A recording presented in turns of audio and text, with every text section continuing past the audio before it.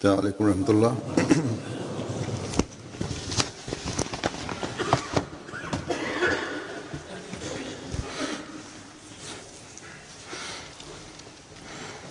أشهد أن لا إله إلا الله وحده لا شريك له وأشهد أن محمدا عبده ورسوله أما بعد فأعوذ بالله من الشيطان الرجيم بسم الله الرحمن الرحيم الحمد لله رب العالمين الرحمن الرحيم مالك يوم الدين إياك نعبد وإياك نستعين اهدنا الصراط المستقيم صراط الذين أنعمت عليهم غير المغضوب عليهم ولا الضالين.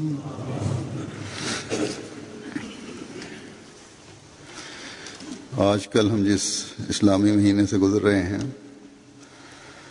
इस महीने का नाम நாட்களில் நாம் கடந்து கொண்டிருக்கக்கூடிய இஸ்லாமிய மாதத்தின் பெயர் முஹர்ரமுல் ஹராம் ஆகும்.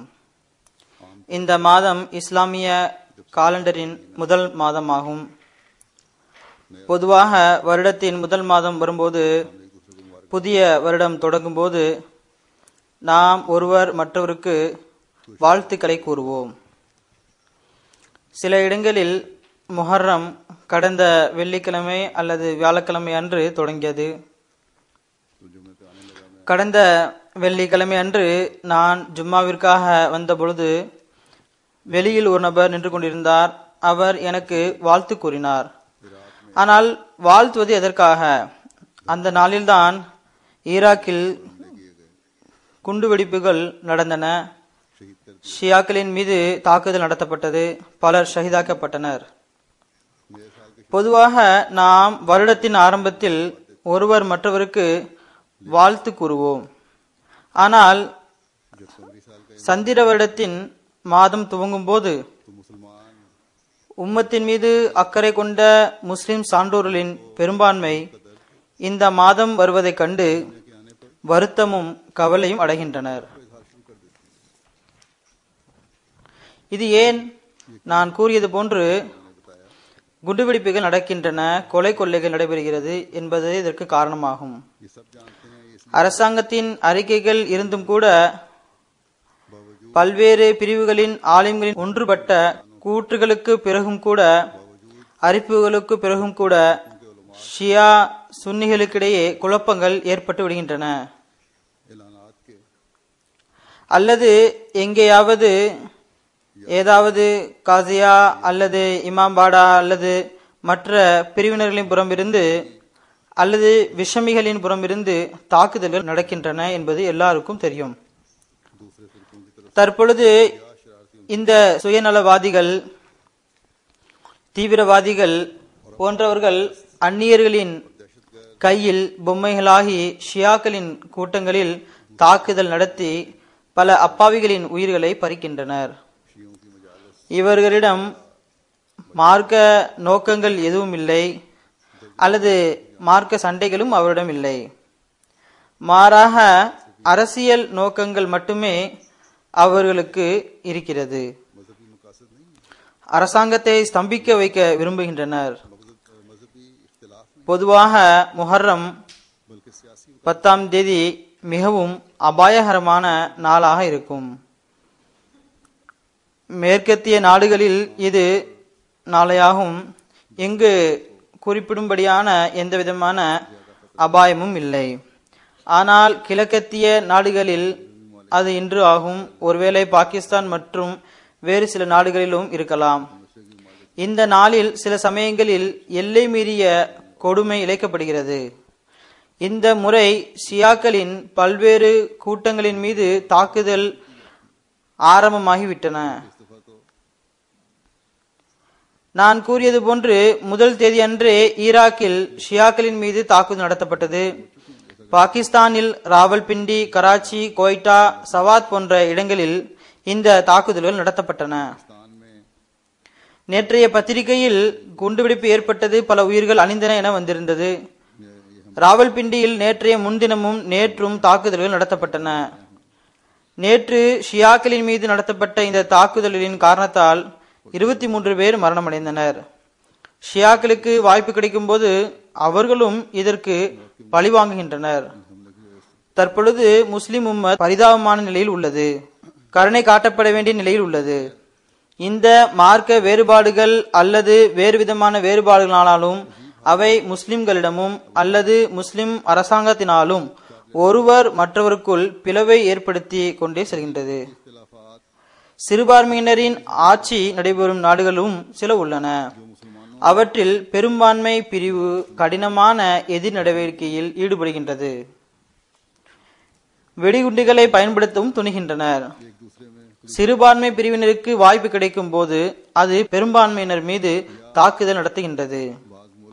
இந்த அடிப்படையில் தீவிரவாதத்திற்கு எதிரான போர் என்ற பெயரில் அல்லது கிளர்ச்சியாளர்களை அடக்குகின்றோம் என்ற பெயரில் அரசாங்கமும் அப்பாவி உயிர்களை அழித்து வருகிறது. சற்றும் சிந்திக்காமல் கண்மூடித்தனமாக குண்டுவெடிப்புகள் நடத்தப்படுகின்றன, துப்பாக்கி சூடு நடத்தப்படுகின்றது, வீடுகள் நாசமாக்கப்படுகின்றன. சொந்த நாட்டிலேயே ஆயிரக்கணக்கான ஆண்களும் பெண்களும் மரணத்தின் பிடியில் தள்ளப்படுகின்றனர். இன்றைய நாட்களில் சிரியாவில் இதுதான் நடக்கிறது. இதன் காரணமாக இஸ்லாத்தின் எதிரி சக்திகளுக்கு தம் விருப்பப்படி செயல்படுவதற்கு முழு சுதந்திரம் கிடைத்துவிட்டது.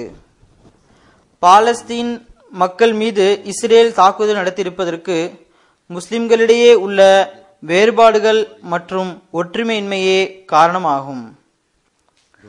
மார்க்க வேறுபாடுகளின் காரணமாக அல்லது அரசியல் வேறுபாடுகளின் காரணமாக எல்லா விதமான நற்பண்புகளையும் அளிக்காத எந்த ஒரு முஸ்லிம் நாடும் இல்லை.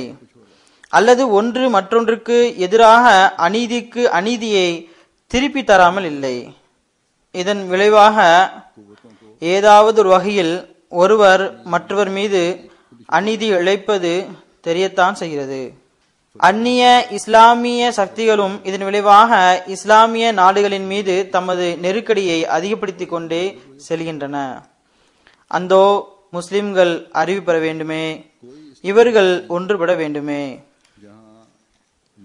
தனது முன்னவர்களிடமிருந்து கொஞ்சம் பாடத்தை கற்றுக்கொள்ளுங்கள். வரலாறு இவர்களை பற்றி என்ன கூறுகின்றது? இஸ்லாத்திற்கு பகமையான ஒரு சக்தி, அதாவது ரோமானிய ஆட்சி, ஹஸ்ரத் அலி மற்றும் ஹஸ்ரத் முஆவியா உடைய கருத்து வேறுபாட்டின் காரணத்தினால் இஸ்லாமிய சக்தியை பலகீனமாக கருதி தனது ஆட்சியை நிறுவ தாக்குதல் நடத்த விரும்பிய போது ஹஸ்ரத் முஆவியாவுக்கு இது தெரிய வந்தவுடன் அந்த மன்னருக்கு எங்களது வேற்றுமையை பயன்படுத்தி முஸ்லிம்கள் மீது தாக்குதல் நடத்த முயற்சிக்க வேண்டாம், அவ்வாறு தாக்குதல் நடத்தினால் நான் ஹஸ்ரத் அலி சார்பாக உங்களுடன் சண்டையிடக்கூடிய முதல் ஜெனரல் ஆவேன் என தூது அனுப்பினார்கள். ஆக இதுதான் அந்த சஹாபாக்களின் எதிர் நடவடிக்கையாக இருந்தது. இவர்களுடன் தான் தம்மை தொடர்பு கொண்டுள்ளதாக நாம் கூறுகின்றோம்.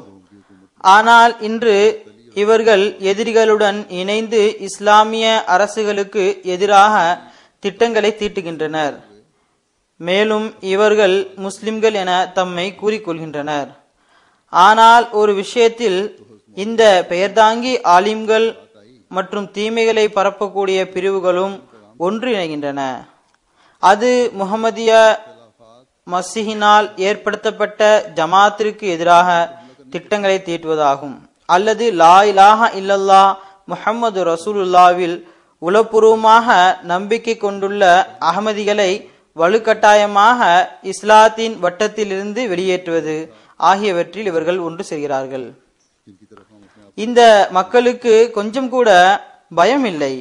எந்த நபியுடைய கலிமாவை இவர்கள் ஓதுகின்றார்களோ, வாதம் புரிகின்றார்களோ, எதற்காக உயிரையும் கண்ணியத்தையும் தியாகம் செய்வதாக வாதம் செய்கின்றார்களோ, அந்த நபியின் இந்த கூற்றின் மீது கொஞ்சம் கவனம் செலுத்துங்கள். இவர்கள் கொஞ்சம் கூட கவனம் செலுத்துவதே இல்லை.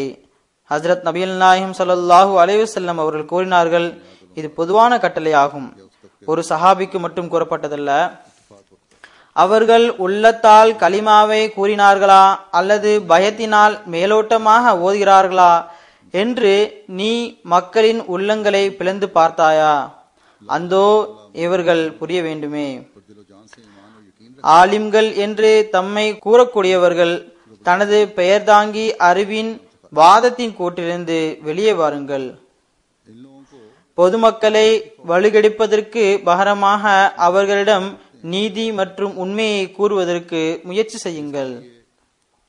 இந்த அல்லாஹுவின் வீரருடன் இணைந்து எல்லா பிரிவுகளையும் ஒழித்துவிட்டு, அநீதியை விட்டொழித்து, மார்க்க போரின் சிந்தனைகளை ஒழித்துவிட்டு, இஸ்லாமுடைய அழகிய போதனையை காலத்தின் மசீஹினால் காட்டப்பட்ட வழியின்படி பரப்பி பகைவர்களின் சக்திகளை அழித்து ஹஜ்ரத் நபிகள் நாயகம் ஸல்லல்லாஹு அலைஹி வஸல்லமுடைய கொடியின் கீழ் கொண்டு வரக்கூடியவர்களாகுங்கள்.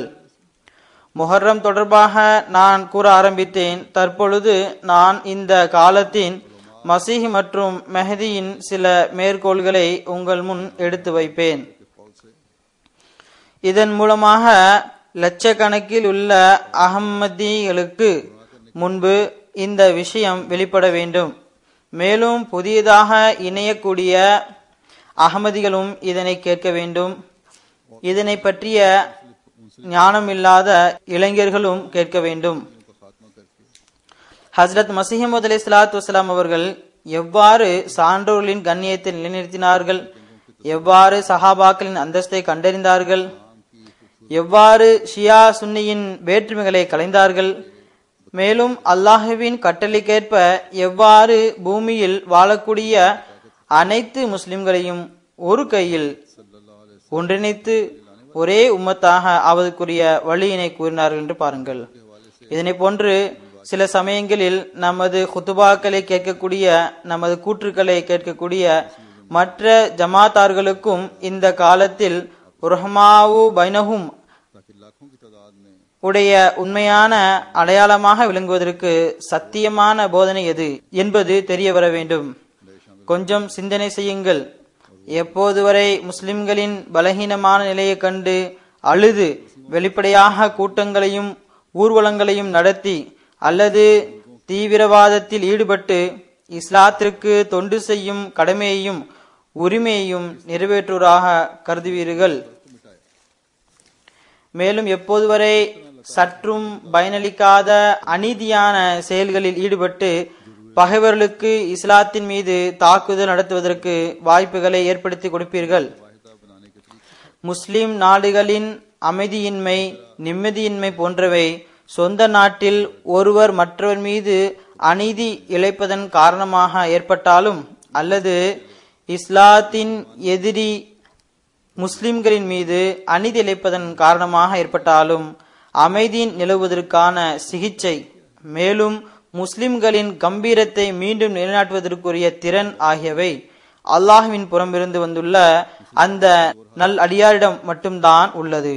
அவர் ஹஸ்ரத் நபிகள் நாயகம் ஸல்லல்லாஹு அலைஹி வஸல்லமுடைய உண்மை பேரன்பரும் பெருமானாருடைய போதனைகளை உலகில் பரப்புவதற்குரிய நோக்கத்திற்காக நியமிக்கப்பட்டவரும் ஆவார்.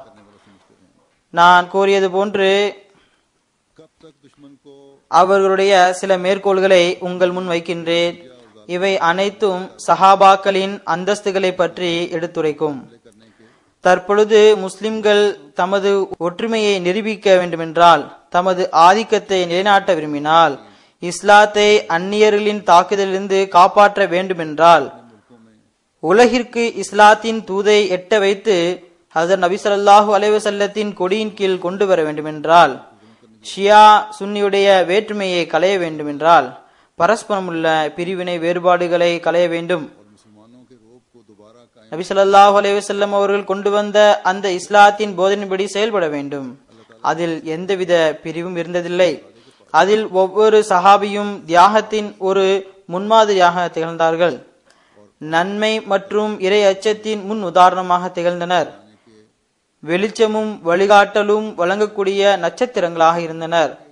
ஆனால் நபிகள் நாயகம் ஸல்லல்லாஹு அலைஹி வஸல்லம் அவருடைய மத்தியில் சிலரது அந்தஸ்து மற்றவர்களை விட உயர்ந்ததாக இருந்தது. ஹஜ்ரத் அபூபக்கர் சித்திக் ரலியல்லாஹு தஆலா அன்ஹுடைய அந்தஸ்திற்கு அல்லாஹு தாலாவும் நபிகள் நாயகம் ஸல்லல்லாஹு அலைஹி வஸல்லமும் கொடுத்த உயர்வு வேறு எவருக்கும் கிடைக்கப் பெறாது. இதனை போன்று ஹஜ்ரத் உமர் ரலியல்லாஹு தஆலா அன்ஹுடைய அந்தஸ்து, ஹஜ்ரத் உஸ்மான் உடைய அந்தஸ்தும், ஹஜ்ரத் அலி ரலியல்லாஹு தஆலாவுடைய அந்தஸ்தும், ஹஜ்ரத் இமாம் ஹுசைன் மற்றும் ஹசனுடைய அந்தஸ்தும் படிப்படியாக இவ்வாறு உள்ளது. ஆக இவ்வாறு தகுதிகளின் அடிப்படையில் சஹாபாக்களின் அந்தஸ்தை பார்ப்பது அவசியமாகும். அவ்வாறு செயல்பட்டால் அனைத்து விதமான குழப்பமும் தீர்ந்துவிடும். இந்த அனைத்து வேற்றுமைகளையும் களைவதற்கு ஆஹரீன்களில் ஹசரத் மஸீஹ் மவ்ஊத் அலைஹிஸ்ஸலாத்து வஸ்ஸலாம் அவர்கள் தோன்றினார்கள். ஒவ்வொரு சஹாபியும் நபி ஸல்லல்லாஹு அலைஹி வஸல்லமுடன் கொண்ட நெருக்கத்தையும் அவர்கள் அனைவருடைய அந்தஸ்தையும் நமக்கு எடுத்து கூறி அவர்களின் கண்ணியத்தையும் மரியாதையும் நிலைநாட்டினார்கள். அன்னார் ஓரிடத்தில் கூறுகின்றார்கள், இது சிர்ருல் ஹிலாஃபா என்ற நூலில் அரபியில் உள்ளது. அதனுடைய உருது மொழியாக்கம் இதுவாகும். எனக்கு தெரிவிக்கப்பட்டுள்ளது, ஹஜ்ரத் அபூபக்கர் சித்திக் ரலியல்லாஹு தஆலா அன்ஹு அவர்கள் அனைத்து சஹாபாக்களை விடவும் உயர்வான கண்ணியத்தையும் உயர்வான அந்தஸ்தையும் உடையவராவார்கள். எந்தவித சந்தேகமுமின்றி முதல் ஹலிஃபா ஆவார்கள். அவர்களை பற்றி ஹிலாஃபத்தின் வசனங்கள் இறங்கின. சிர்ருல் ஹிலாஃபாவுடைய மற்றொரு மேற்கோள், அதனுடைய உருது மொழியாக்கம் இதுவாகும். இறைவன் மீது ஆணையாக, அவர்கள் இஸ்லாத்தின் இரண்டாவது ஆதம் மற்றும் சிறந்த படைப்பினங்களின் முதல் தோற்றம் ஆவார்கள். அவர்கள் நபியாக இருக்கவில்லை எனினும் அவர்களிடம் நபிமார்களுடைய ரசூல்மார்களுடைய ஆற்றல்கள் இருந்தன. அடுத்து சிர்ருல் ஹிலாஃபாவில் அன்னார் கூறுகின்றார்கள், ஹஜ்ரத் அபூபக்கர் சித்திக் ரலியல்லாஹு தஆலா அன்ஹு அவர்கள் சஹாபாக்களில் அனைவரை விடவும் தைரியமிக்க இறையச்சமுடைய நபி ஸல்லல்லாஹு அலைஹி வஸல்லத்திற்கு மிக பிரியமானவர்கள் ஆவார்கள். வெற்றி வாகை சூடக்கூடிய தளபதி ஆவார்கள். உலக தலைவரின் அன்பில் தன்னை மாய்க்கக்கூடியவர். ஆரம்பத்திலிருந்தே பெருமானாருடைய துக்கங்களை பகிர்ந்து கொள்ளக்கூடியவர். பெருமானாருடைய பணிகளில் உதவி செய்யக்கூடியவர் ஆவார் என்பதனை அல்லாஹ் அறிந்திருந்தான். இதனால் தான் அல்லாஹ் தாலா தனது நபிக்கு இக்கட்டான காலகட்டங்களில் இவர்கள் மூலமாக ஆறுதல் வழங்கினான். அவர்கள் சித்திக் என்ற பெயரால் சிறப்பிக்கப்பட்டார்கள். அவர்கள் ஈருலக நபியின் நெருக்கமானவர்கள் ஆனார்கள். அல்லாஹ் அவர்களுக்கு சானியே ஸ்னைன் என்ற பட்டத்தை வழங்கினான். மேலும் தனது சிறப்பிற்குரிய அடியார்களில் இணைத்து கொண்டான். பிறகு மல்பூசாத்தில் ஓரிடத்தில் கூறுகின்றார்கள், ஹஜ்ரத் ரசூல் கரீம் ஸல்லல்லாஹு அலைஹி வஸல்லமுடைய காலத்தில் முதல் ஹலிஃபா ஆவார்கள். மிக பெரிய வியாபாரி ஆவார்கள். முஸ்லிமாகி முஸ்லிம்களுக்கு உதாரணம் கூற முடியாத அளவுக்கு உதவிகள் செய்தார்கள். மேலும் அவர்களுக்கு சித்திக் என்ற அந்தஸ்து கிடைத்தது. முதலில் நண்பர், பிறகு முதல் ஹலிஃபா ஆனார்கள். எழுதப்பட்டிருக்கின்றது, அவர்கள் வியாபாரத்திலிருந்து திரும்பி வந்தபோது மக்காவை சென்றடையவில்லை. வழியிலேயே ஒரு நபரை சந்தித்தார்கள். அவரிடம் ஏதாவது புதிய செய்தியை கூறுங்கள் என்றார்கள். அதற்கு அவர், உமது நண்பர் நுபுவத்திற்கான வாதம் புரிந்துள்ளார் என்பதனை தவிர வேறு எந்த புதிய செய்தியும் இல்லை என்றார்.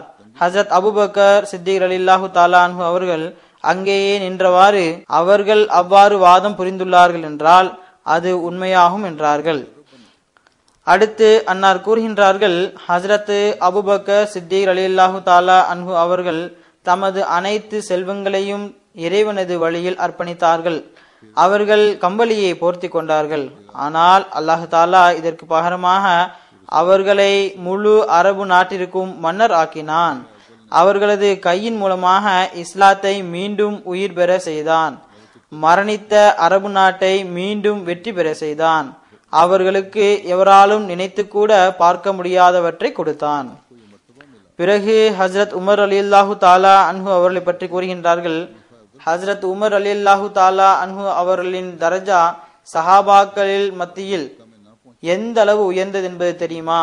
எந்த அளவுக்கென்றால் சில நேரங்களில் அவர்களின் கருத்திற்கிணங்க திருக்குரான் இறங்கியது.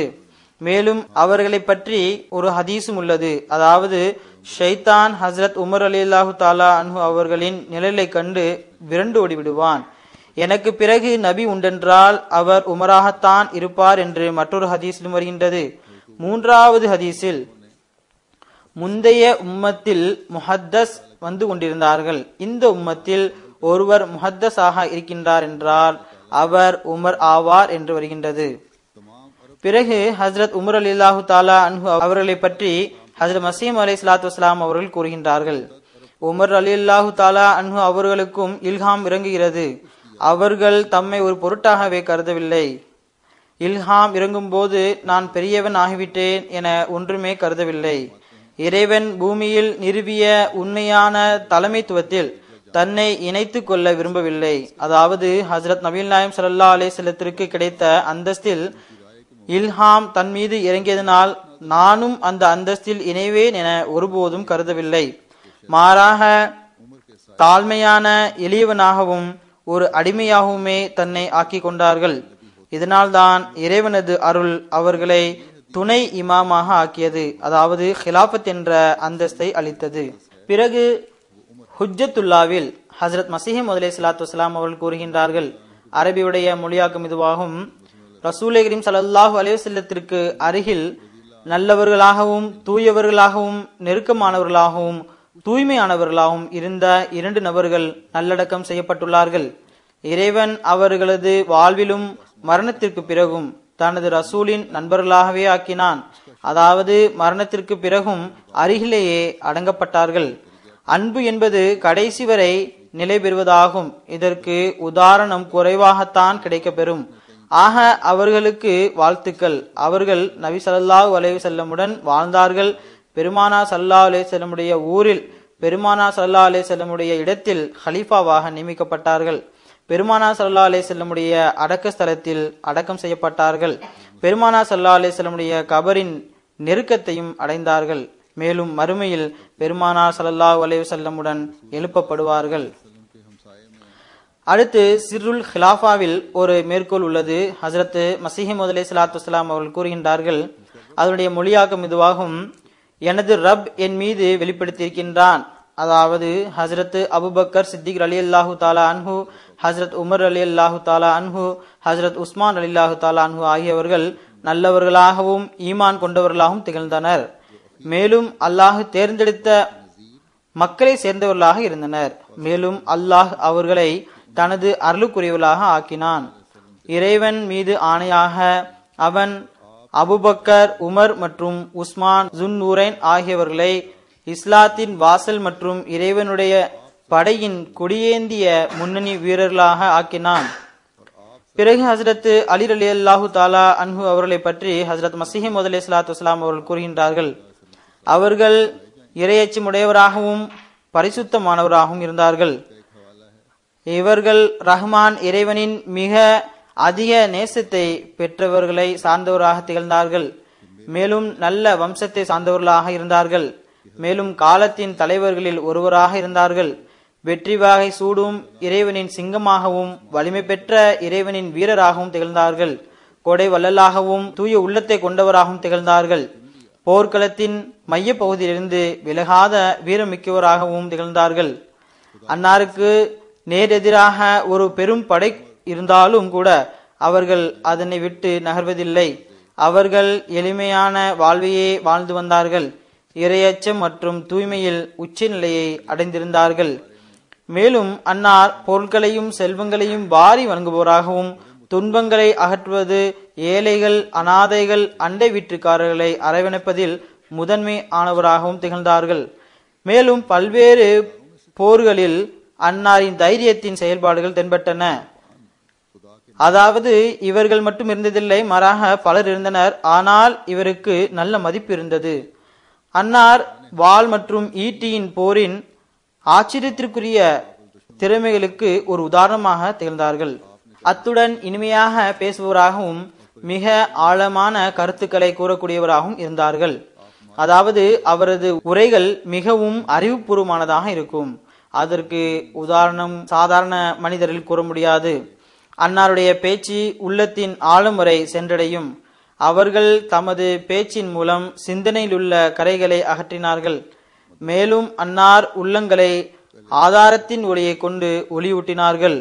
அன்னார் அனைத்து கோட்பாடுகளையும் அறிந்தவராக திகழ்ந்தார்கள். மேலும் எவரேனும் ஒருவர் ஏதேனும் விஷயத்தில் தேர்ச்சி பெற்றவராக இருந்தாலும் அவரும் அன்னாரின் முன்பு தோல்வியடைந்தவராக மன்னிப்பு கேட்டவாறு வருவார். அன்னார் அனைத்து சிறப்புகளிலும் சொற்பொழிவு திறன்களிலும் முழுமையாக்க பெற்றவராக திகழ்ந்தார்கள். எவர் ஒருவர் அன்னாரின் இந்த சிறப்புகளை நிராகரிக்கின்றாரோ அவர் வெட்கக்கேடான வழியில் செல்பவராக இருக்கிறார். அன்னார் தேவை உடையவர்களுக்கு அனுதாபம் காட்டுவதற்கு முன்னுரிமை வழங்கி வந்தார்கள். போதுமென்ற மனநிறைவு கொள்ளும் ஒவ்வொருவருக்கும் பின்னாலேயே வந்து யாசிக்கக்கூடியவர்களுக்கும் உணவளிக்குமாறு கட்டளையிட்டு வந்தார்கள். அதாவது போதுமென்று நினைக்கக்கூடிய மக்களையும் கவனத்தில் கொள்வார்கள். அதாவது கேட்காதவர்களுக்கும் யாசிப்பவர்களுக்கும் அவர் வலுக்கட்டாயமாக யாசித்தாலும் அவரையும் கவனத்தில் கொண்டு வந்தார்கள். அன்னார் அல்லாஹு தாலாவின் நெருக்கத்தை பெற்ற மக்களை சார்ந்தவர் ஆவார்கள்.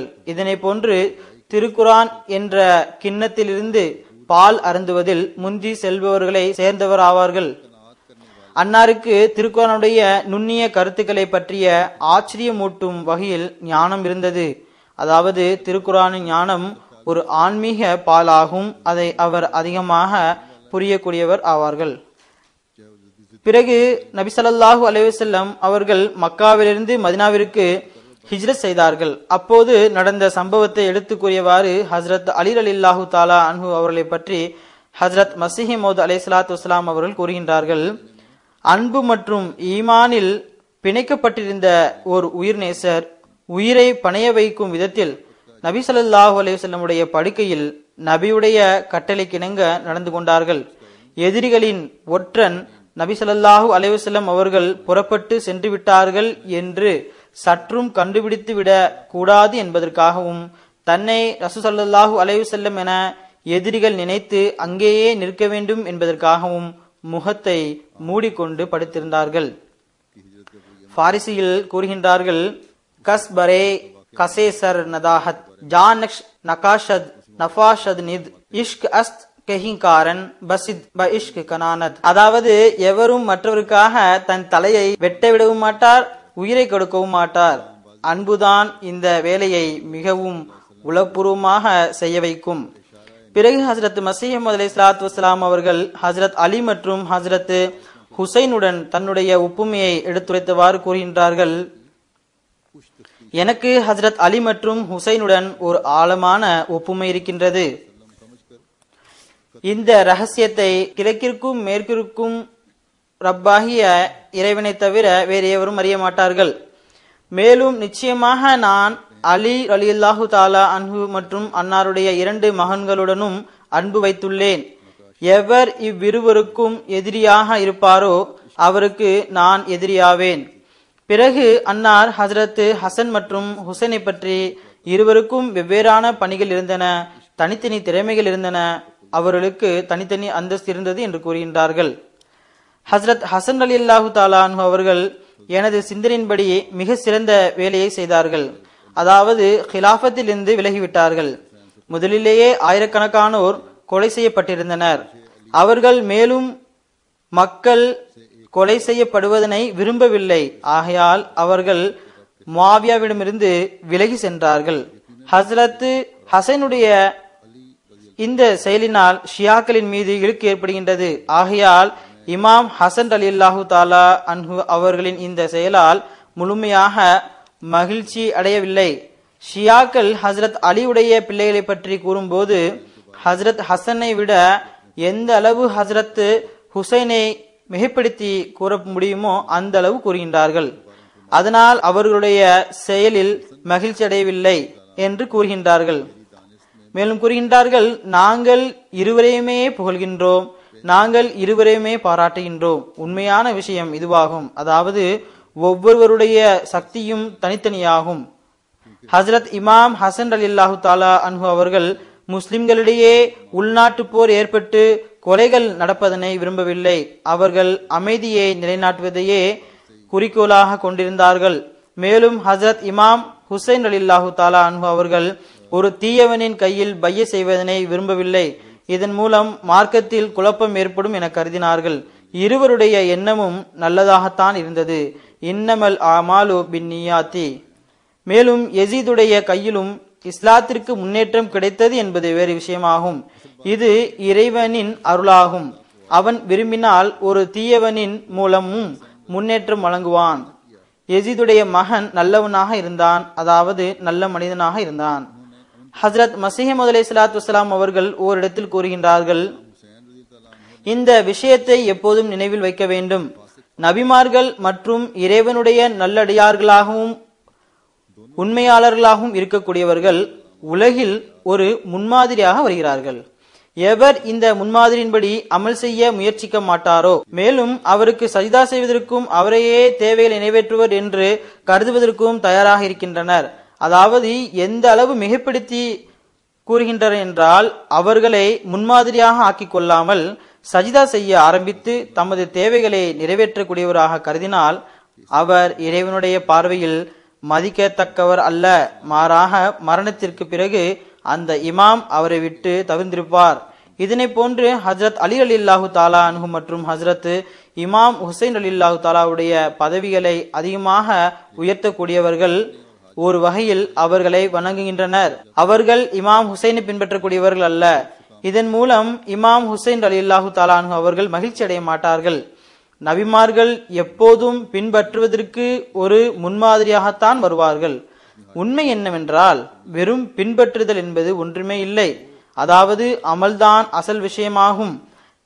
நல்லடியார்களின், குறிப்பாக நபிமார்களின் வழிகாட்டுதலின்படி செயல்பட வேண்டும். பிறகு ஹஜ்ரத் மஸீஹ் மவ்ஊத் அலைஹிஸ்ஸலாத்து வஸ்ஸலாம் அவர்கள் கூறுகின்றார்கள், தெளிவாகட்டுமாக அகமதிகளுக்கு அறிவுரை வழங்கியவாறு கூறுகின்றார்கள். ஏதோ ஒரு அகமதி ஹஜ்ரத் இமாம் ஹுசைன் ரலியல்லாஹு தஆலா அன்ஹு அவர்களை பற்றி ஏதோ ஒன்றை கூறினார். அதனை பற்றி ஹஜ்ரத் மஸீஹ் அலைஹிஸ்ஸலாத்து வஸ்ஸலாம் அவர்களுக்கு தெரிய வந்தபோது அவர்கள் மிகவும் கோபமடைந்தார்கள். மேலும் அகமதிகளிடம் கூறினார்கள், தெளிவாகட்டுமாக ஏதோ ஒரு நபருடைய கடிதம் மூலமாக எனக்கு தெரிய வந்துள்ளது. அதாவது தன்னை எனது ஜமாத்துடன் தொடர்படுத்தி கூறக்கூடிய சில அறிவில்லாத மனிதர்கள் ஹஜ்ரத் இமாம் ஹுசைன் ரலியல்லாஹு தஆலா அன்ஹு அவர்களை பற்றி நவுதுபில்லா, ஹுசைன் அவர்கள் காலத்தின் ஹலீஃபாவிடம், அதாவது யசீதிடம் பையத் செய்யவில்லை, அவர் ஒரு கிளர்ச்சியாளர் ஆவார், யசீத் உண்மையாளர் என்ற சொற்களை நாவினால் கூறுகின்றனர். லானத்துல்லாஹி அலல் காதிபீன். கூறுகின்றார்கள், எனது ஜமாத்தை சேர்ந்த நல்லடியார்களின் வாயிலிருந்து இப்படிப்பட்ட மோசமான வார்த்தைகள் வெளிவந்திருக்கும் என எனக்கு நம்பிக்கை இல்லை. மேலும் எனக்கு இதனுடன் இந்த எண்ணமும் எனது உள்ளத்தில் தோன்றுகிறது. அதாவது பெரும்பாலும் ஷியாக்கள் தமது விருது தவாரே லாந்தனில் என்னையும் இணைத்து விட்டனர், அதாவது என்னையும் ஏசி பேசுகின்றனர். ஆகவே இதில் எந்த விதமான ஆச்சரியமும் கிடையாது. அதாவது ஏதாவது அறிவில்லாத ஒழுக்கங்கெட்ட நபர் முட்டாள்தனமான கூற்றிற்கு பதிலாக முட்டாள்தனமான கூற்றை கூறியிருப்பார். எவ்வாறென்றால், சில அறிவில்லாத முஸ்லிம்கள் ஏதாவது கிறிஸ்தவர் நபி ஸல்லல்லாஹு அலைஹி வஸல்லமுடைய கண்ணியத்திற்கு எதிராக தீய வார்த்தைகளை கூறும்போது ஹஜ்ரத் ஈசா அலைஹிஸ்ஸலாத்து வஸலாம் அவர்களுக்கு எதிராக கடுமையான வார்த்தையை பயன்படுத்தி விடுகின்றார்கள்.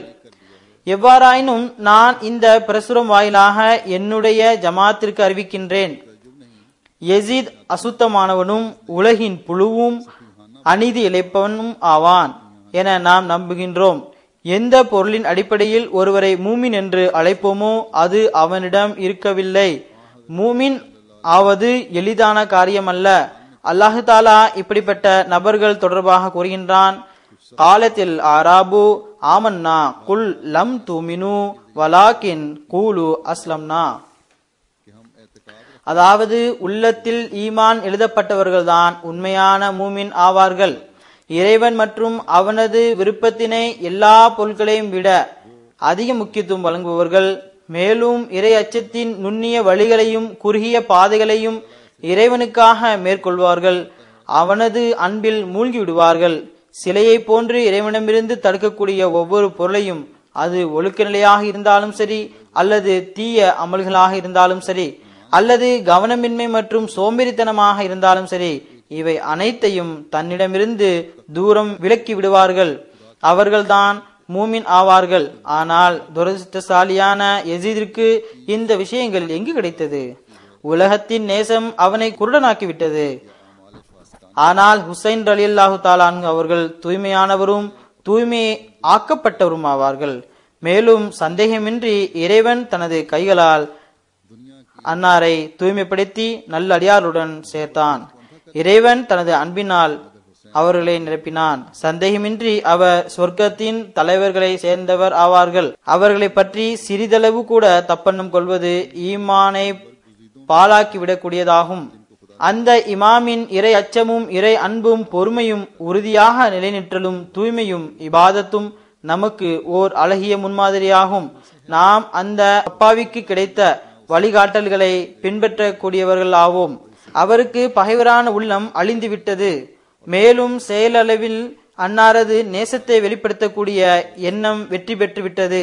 அவரது ஈமான், நல்லொழுக்கம், வீரம், இறையச்சம், உறுதியாக நிலைநிற்றல் மற்றும் இறை அன்பின் அனைத்து காட்சிகளையும் பிரதிபலிப்பாக முழுமையான கட்டுப்படுதலுடன் தனக்குள் ஏற்படுத்தி கொண்டார்கள். ஒரு தூய கண்ணாடியில் ஓர் அழகிய மனிதனுடைய பிம்பம் தெரிவதனை போன்று தென்படுகின்றது. இந்த மக்கள் உலகின் கண்களிலிருந்து மறைந்துள்ளனர். அவர்களிலிருந்து இருக்கக்கூடியவரை தவிர வேறு யார் அன்னாருடைய கண்ணியத்தை அறிவார்? இந்த உலகத்தின் கண்களால் அன்னாரை கண்டறிய முடியாது. ஏனென்றால் அவர்கள் உலகை விட்டு வெகு தூரம் உள்ளனர். இதுதான் ஹுசைனுடைய ஷஹீதுக்கு காரணமாக அமைந்தது. ஏனென்றால் அவர்கள் அறியப்படவில்லை. உலகம் எந்த காலத்தின் அதன் தூய மற்றும் நல்லடியார்களின் மீது அன்பு செலுத்தியிருக்கிறது ஹுசைனுடன் அன்பு செய்வதற்கு. ஆக ஹுசைன் ரலியல்லாஹு தஆலா அன்ஹுவை இழிவுபடுத்த வேண்டுமென நினைக்கும் இந்த செயல் இரக்கமற்ற நம்பிக்கையில்லாத தன்மையை சேர்ந்ததாகும். எவர் ஒருவர் ஹுசைன் அல்லது வேறெந்த தூய இமாம்களை இழிவுபடுத்தினார் என்றால், அல்லது அவர்களுக்கு எதிராக தரக்குறைவான ஏதாவது ஒரு வார்த்தையை தன் நாவினால் கூறுவார் என்றால், அவர் தனது ஈமானை வீணாக்குகின்றார். ஏனென்றால் அல்லாஹு தாலா அவனது விருப்பத்திற்குரியவர்கள் மற்றும் நல்லடியார்களுக்கு எவர் பகைவராகின்றார்களோ அவருக்கு பகைவனாகி விடுகின்றான். எவர் என்னை தவறாக பேசுகின்றாரோ, ஏசி பேசுவாரோ, அதற்கு பதிலாக வேறெந்த தூய மற்றும் இறை அன்பிற்கு எதிராக கடுமையான வார்த்தைகளை பேசுவது தீய செயலாகும். இப்படிப்பட்ட நேரத்தில் மன்னிப்பது, அறிவற்ற பகைவனுக்காக துவா செய்வது சிறந்ததாகும். ஏனென்றால் அவர்கள் நான் யாரிடமிருந்து வந்துள்ளேன் என்பதனை அறிந்தால் ஒருபோதும் தவறாக பேச மாட்டார்கள். அடுத்து அன்னார் கூறுகின்றார்கள், இறைவனது அன்பிற்குரியவர்கள் மற்றும் ஏற்றுக்கொள்ளப்பட்டவர்களுக்கு ஆன்மீக குடும்பம் என்ற பட்டம் மிகவும் உகந்ததாகும். தரு ஷரீஃபிலும் ஆலி முஹம்மது என்று ஓதுகின்றோம். கூறுகின்றார்கள், ஆன்மீக குடும்பம் என்ற சொல் இறைவனது அன்பிற்குரியவர் மற்றும் ஏற்றுக்கொள்ளப்பட்டவர்களுக்குரியதாகும். அந்த ஆன்மீக குடும்பம், அதாவது ஹஜ்ரத் இமாம் ஹசன் ஹுசைனை பற்றி அல்லது அஹ்லே பைத் பற்றி கூறுகின்றார்கள். அதாவது அந்த ஆன்மீக குடும்பம் தன்னுடைய தாய் வழி பாட்டனாரிடமிருந்து அந்த ஆன்மீகத்தை வாரிசு அடிப்படையிலான சொத்தாக பெறுகின்றனர். அபகரிக்கக்கூடிய எவனாலும் அதனை அபகரிக்க முடியாது. அவர்கள் அனுமதியின்றி எவராலும் அபகரிக்க முடியாது. அந்த சொர்க்கத்திற்கு வாரிசாவார்கள். அவர்கள் அனுமதியின்றி எவராலும் அபகரிக்க முடியாத அந்த சொர்க்கத்திற்கு வாரிசாவார்கள். ஆக இந்த கீழ்த்தரமான சிந்தனை சில முஸ்லிம் பிரிவுகளிடம் ரூஹ் மரணித்த போது ஏற்பட்டது. மேலும் அவர்களுக்கு ஆன்மீக ரீதியில் குடும்பம் ஆவதிலிருந்து எந்த பங்கும் கிடைக்கவில்லை. இந்த வகையில் ஆன்மீக செல்வங்களிலிருந்து வாரிசற்று போனதால் அவர்களது அறிவு மழுங்கிவிட்டது, அவர்களது உள்ளம் கடினமாகிவிட்டது, பார்வை குறைவற்று போனது. ஹசரத் இமாம் ஹுசைன் மற்றும் ஹசரத் இமாம் ஹசன் ரலியல்லாஹு தஆலா அன்ஹுமா அவர்கள் இறைவனுடைய நல்லடியார்களாகவும் திறமைக்குரியவர்களாகவும் மதிப்பிற்குரியவர்களாகவும் கண்ணியத்திற்குரியவர்களாகவும் வழிகாட்டலின் இமாமாகவும் இருந்தார்கள். மேலும் எவ்வித சந்தேகமுமின்றி 2 வகையான பொருளின் அடிப்படையில் நபி ஸல்லல்லாஹு அலைஹி வஸல்லத்தின் ஆள், அதாவது குடும்பமாக இருந்தார்கள். இதன் மீது நம்பிக்கை கொண்டவர்கள் யார் ஆட்சேபனை செய்வது? ஆக அறிவுடையவர்களின் ஞான மிகுந்தவர்களின் கொள்கையாவது ஹஸ்ரத் இமாம் ஹுசைன் மற்றும் ஹஸ்ரத் இமாம் ஹசன் ரலியல்லாஹு தாலா அன்ஹுமா ஹஸ்ரத் நபி ஸல்லல்லாஹு அலைஹி வஸல்லம் அவர்களுடன் பௌதிக ரீதியில் குடும்பத்தை சார்ந்தவராக இல்லை என்றாலும் ஆன்மீக ரீதியில் விண்ணில் குடும்பத்தை சேர்ந்தவராக ஆகிவிட்டார்கள். சந்தேகமின்றி நபி ஸல்லல்லாஹு அலைஹி வஸல்லமுடைய ஆன்மீக செல்வங்களுக்கு வாரிசாவார்கள். அழியக்கூடிய உடலுக்கு ஒரு சொந்தம் இருக்கும்போது ஆன்மாவிற்கு எந்த விதமான சொந்தமும் இல்லையா? மாறாக ஹதீஸில் இருந்தும் திருக்குர்ஆனில் இருந்தும் ரூஹிற்கிடையில் சொந்தம் இருக்கிறது, தொடக்கத்திலிருந்தே நட்பும் பகைமையும் இருக்கிறது என்று நிரூபணமாகின்றது. ஒரு அறிவுள்ள மனிதரால் சிந்தனை செய்ய முடியும். அழிவில்லாத வகையில் நிரந்தரமாக ரசூல் ஸல்லல்லாஹு அலைஹி வஸல்லமுடைய குடும்பத்தவராக இருப்பது பெருமையா அல்லது உடல் ரீதியாக இருப்பது பெருமையா? தக்வா தூய்மை இல்லாமல் ஈமான் ஒன்றுமற்றதாகும். இதன் மூலம் நாம் ரசூல் ஸல்லல்லாஹு அலைஹி வஸல்லத்திற்கு கண்ணிய குறைவை ஏற்படுத்தி விட்டோம் என எவரும் நினைக்க வேண்டாம். அன்னார் கூறுகின்றார்கள், ஆன்மீக ரீதியில் சந்ததியாக இருப்பது பௌதிக ரீதியில் சந்ததிகளாக இருப்பதை விட அந்தஸ்தில் மிக உயர்ந்ததாகும். மேலும் கூறுகின்றார்கள், ஹஸ்ரத் நபி நாயம் ஸல்லல்லாஹு அலைஹி வஸல்லம் அவர்களின் அஹ்லே பைத்திற்கு கண்ணிய குறைவை ஏற்படுத்துகின்றோம் என எண்ண வேண்டாம். இவ்வாறு எழுதுவதால் நமது நோக்கம் ஹஸ்ரத் இமாம் ஹசன் மற்றும் ஹஸ்ரத் இமாம் ஹுசைன் ரலியல்லாஹு தாலா அன்ஹுமாவுடைய கண்ணியத்திற்கு பௌதிக ரீதியில் நபி ஸல்லல்லாஹு அலைஹி வஸல்லமுடைய குடும்பத்தினராக இருப்பது மட்டும் ஏற்புடையது அல்ல. ஏனென்றால் இவை ஆன்மீக தொடர்பு இல்லாமல் ஒன்றுமற்றவை ஆகும். அதாவது அவர்கள் பௌதீக ரீதியில் ரசூல் ஸல்லல்லாஹு அலைஹி வஸல்லம் அவர்களின் குடும்பத்தை சேர்ந்தவர்களாக இருந்தார்கள் என்பதனால் அவர்களுக்கு கண்ணியம் கிடைக்காது. மாறாக உண்மையான விஷயம் ஆன்மீக தொடர்பு ஆகும். மேலும் கூறுகின்றார்கள், ஆன்மீக ரீதியில் அன்னாரது குடும்பத்தில் இணைந்தவருக்குத்தான் நபி ஸல்லல்லாஹு அலைஹி வஸல்லமுடன் உண்மையான தொடர்பு உள்ளது. இறை தூதர்களின் ஞானமும் ஆன்மீக ஒளியும் தூதர்களுக்கு சந்ததிகளை போன்றவையாகும். இவை அவரிடம் இருந்தே பிறக்கின்றன. அதாவது உண்மை என்னவென்றால் அவர்களின் போதனைகளும் ஞானமும் ஆன்மீக ஒளியும் அவர்களை ஏற்றுக்கொண்டவர்களிடம் பிரதிபலிக்கின்றது. இந்த ஞானம் மற்றும் ஒளியிலிருந்து யார் புதிய வாழ்வை பெறுகின்றார்களோ, மேலும் ஒரு புதிய பிறப்பை அந்த ஒளியின் மூலமாக பெறுவார்களோ, அவர்களே ஆன்மீக ரீதியில் முஹம்மதுவின் குடும்பம் என்று அழைக்கப்படுவார்கள். ஆக ஒவ்வொரு அஹ்மதியும் ஒவ்வொரு முஸ்லிமும் நபி ஸல்லல்லாஹு அலைஹி வஸல்லமுடைய இந்த போதனையின்படி செயல்படக்கூடியவர் என்றால், அன்னாரின் ஒளியிலிருந்து பலன்படக்கூடியவர் என்றால், அன்னாருடைய உண்மையான போதனைகளின்படி செயல்படக்கூடியவர் என்றால் அவர் முஹம்மதின் குடும்பத்தில் ஒருவராக எண்ணப்படுவார். இந்த உண்மையான சரியான பாதையின் மீது செல்வது ஒவ்வொரு முஸ்லிமுக்கும் அவசியமாகும். பெரியவர்கள் ஒவ்வொருவரின் அந்தஸ்தை கண்டறிந்து அதற்கு கண்ணியமளிக்க வேண்டும், மதிப்பளிக்க வேண்டும். பரஸ்பரமுள்ள குழப்பங்களையும் கொலை கொள்ளைகளை நிறுத்த வேண்டும். அனைத்து கொலை கொள்ளைகளும் குழப்பங்களும் முஸ்லிம் மற்றொரு முஸ்லிமை கொலை செய்வதில் இதில் இஸ்லாத்தின் எதிரிகளின் கை இருப்பது என்பது அப்பாற்பட்ட விஷயம் ஒன்றுமல்ல. அவை முஸ்லிம்களில் பிரிவுகளை உருவாக்கி பணம் கொடுத்து தொகையை செலவு செய்து குழப்பங்களை ஏற்படுத்துகின்றன, அல்லது தானே உள்ளே நுழைந்து இவை அனைத்தையும் செய்கின்றனர். இப்போது ஷியாக்கள் மீது நடைபெறுகின்ற தாக்குதல்கள், பள்ளிவாசலின் மீது நடத்தப்படுகின்ற தாக்குதல்கள், இவற்றில் அரசாங்கம் தீவிரவாதிகள் என்று கூறக்கூடிய அமைப்புகளின் கைவரிசை உள்ளது. தீவிரவாதிகள் தொடர்பாக அவர்கள் முஸ்லிம்களே அல்ல என்று அரசாங்கங்களின் அறிக்கை வெளிவந்துள்ளது. இது பாகிஸ்தானிலும் வெளிவந்துள்ளது. மேலும் அதில் இவர்கள் குழப்பங்களை ஏற்படுத்துவதற்காக வெளியில் இருந்து வந்தனர் என்றும் கூறப்பட்டுள்ளது. அல்லாஹ் தாலா இந்த உம்மத்தின் மீது கருணை புரிவானாக, இவர்கள் ஒன்றுபடுவதற்கு வாய்ப்பளிப்பானாக. அகமதிகளிடம் நான் இதனை கூற விரும்புகின்றேன்.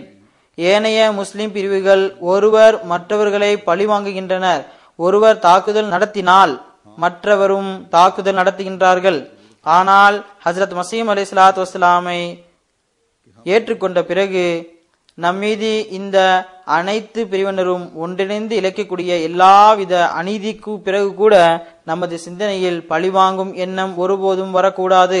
ஏதாவது ஒரு விஷயத்தின் தேவை இருக்கிறது என்றால் நம்மில் ஒவ்வொருவரும் ஒவ்வொரு அநீதிக்கு பிறகும் நன்மையிலும் இறை அச்சத்திலும் முன்னேற வேண்டும். முன்பை விட அதிகமாக இறைவனுடன் தொடர்பை ஏற்படுத்தி துவாவில் ஈடுபட வேண்டும். ஹசரத் இமாம் ஹுசைன் ரலியல்லாஹு தஆலா அன்ஹு அவர்கள் உயிர் தியாகம் செய்து நம் முன்னால் ஏற்படுத்திய செயல் முன்மாதிரியானது நமக்கு வழிகாட்டியாகும். ஹசரத் முஸ்லிம் ரலியல்லாஹு தஆலா அன்ஹு அவர்கள் இந்த விஷயத்தை முன்னிறுத்தியவாறு தமது ஒரு கவிதையில் ஜமாத்திற்கு இவ்வாறு அறிவுரையை வழங்கியுள்ளார்கள். அதாவது, அவர்கள் உங்களை ஹுசைன் ஆக்குகின்றனர், ஆனால் நீங்களோ யசீத் ஆகின்றீர்கள்.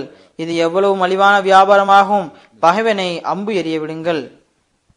ஹஜ்ரத் மசீம் அலைஹிஸ்ஸலாத்து வஸ்ஸலாம் அவர்கள் ஹஜ்ரத் இமாம் ஹுசைன் ரலியல்லாஹு தஆலா அன்ஹுவை பற்றி அவர் சொர்க்கத்தின் தலைவர்களுள் ஒருவராவார் என்று கூறியுள்ளார்கள். நமக்கு பொறுமை மற்றும் உறுதியாக நிலைநிற்றலுக்கான பாடம் கற்பித்து சொர்க்கத்திற்கான வழியை காட்டியுள்ளார்கள். முஹர்ரம் மாதத்தின் இந்த நாட்களில் குறிப்பாக ஒவ்வொரு அஹ்மதியும் தனது பொறுமை மற்றும் உறுதியான நிலைநிற்றலுக்காக துவா செய்யும் போது எதிரிகளின் தீங்கிலிருந்து தவிர்ந்திருப்பதற்காகவும் துவா செய்யுங்கள். ரப்பி குல்லு ஷையின் ஹாதிமுக ரப்பி ஃபௌஃபத்னி வன்சுர்னி வர்ஹம்னி என்ற துவாவை அதிகமாக செய்ய வேண்டும். இந்த துவாவை நாம் பாதுகாப்பாக இருப்பதற்கு அதிகமாக செய்ய வேண்டும் என முன்பே கூறியிருந்தேன். அல்லாஹும்ம இன்னா நஜ்அலுக ஃபீ நுஹூரிஹிம் வ நஊது பிக மின் ஷுரூரிஹிம் என்ற துவாவையும் அதிகமாக செய்யுங்கள். தரூ ஷரீஃபை ஓதி வருமாறு கடந்த நாட்களிலும் கூறினேன், இதற்கு முன்னரும் கூறி வந்துள்ளேன். இதன் பக்கம் அதிகமாக கவனம் செலுத்துங்கள். அல்லாஹ் தஆலா ஒவ்வொரு அஹ்மதியையும் தனது பாதுகாப்பில் வைப்பானாக. எதிரிகள் நமக்கு எதிராக தீட்டுகின்ற திட்டங்களுக்கு எதிரில் தனது சிறப்பான உதவியை அல்லாஹ் வழங்குவானாக. நம்மீது கருணை காட்டியவாறு அஹ்மதியத்தின் எதிரிகளின் ஒவ்வொரு தீங்கிலிருந்தும் ஜமாத்தின் ஒவ்வொரு உறுப்பினர்களையும் பாதுகாப்பானாக, ஜமாத்தையும் பாதுகாப்பானாக.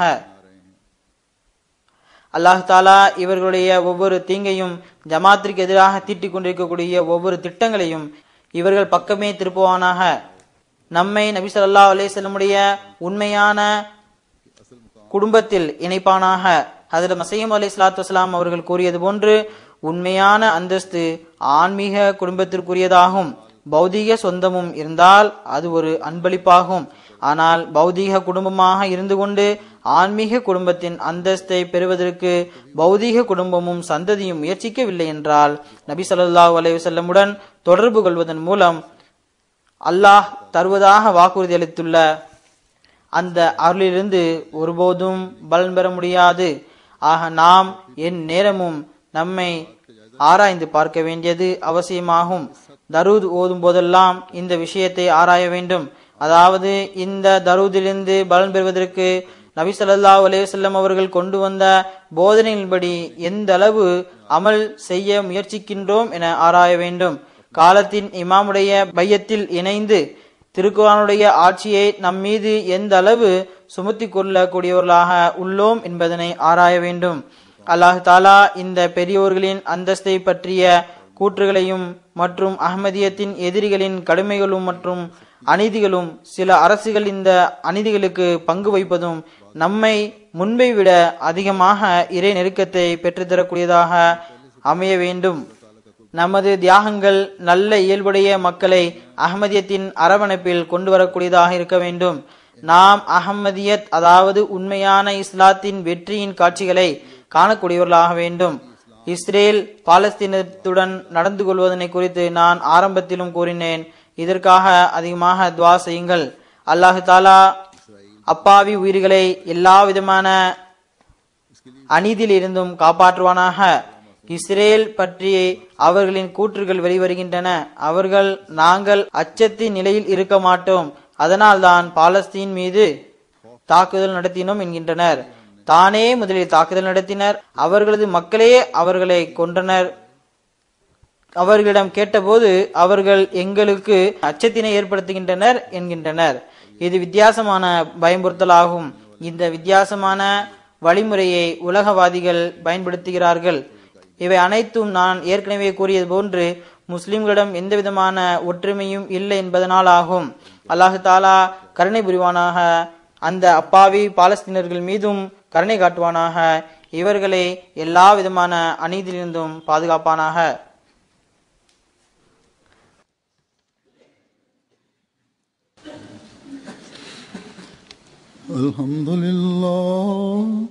Alhamdulillah nahmaduhu wa nasta'inuhu wa nastaghfiruhu wa nu'minu bihi wa natawakkalu alayhi wa na'udhu billahi min shururi anfusina wa min sayyiati a'malina.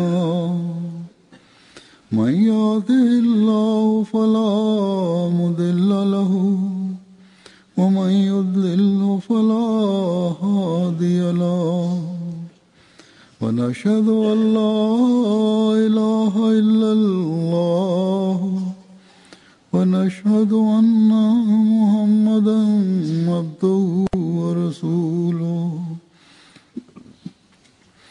عباد الله رحمكم الله إن الله يأمر بالعدل والإحسان وإيتاء ذي القربى وينهى عن الفحشاء والمنكر والبغي يعظكم لعلكم تذكرون. اذكروا الله يذكركم وادعوه يستجب لكم ولذكر الله أكبر.